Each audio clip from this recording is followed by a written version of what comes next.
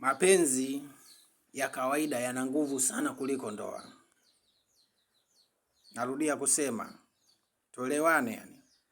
Mapenzi ya kawaida tu haya yana nguvu sana kuliko ndoa. Mapenzi ya kawaida mnaweza mkatengana, lakini kwa vita na machozi, na mtu analia na sikitika. Lakini kwenye ndoa, ukishakaa kwenye ndoa unaona kawaida tu. Niache niondoke zangu, achana na mimi. Hivyo basi, mapenzi ya kawaida tu yana nguvu kuliko ndoa. Kwa hiyo thamani ya mapenzi ya kawaida ni makubwa kuliko ndoa. Yaani uhalisia, mtu yuko tayari achukizane na mtu aina yoyote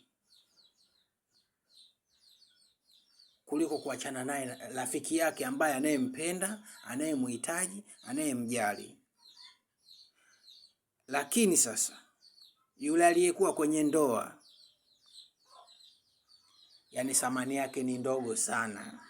Tena ndogo sana. Yani ni ndogo vibaya mno. Ukisema tu niache. Tembea. Nipe talaka. Lakini huku sasa kwenye mapenzi tu ya kawaida, twende bichi, twende Kariakoo, twende msi wapi, twende si tukawaluke wapi, twende viwanja gani? Huku sasa. Yani yuko tayari mtu ale viapo vyote vya dunia ili yule mtu asimuache. Lakini sio ndoa. Ndoa haina thamani jamani.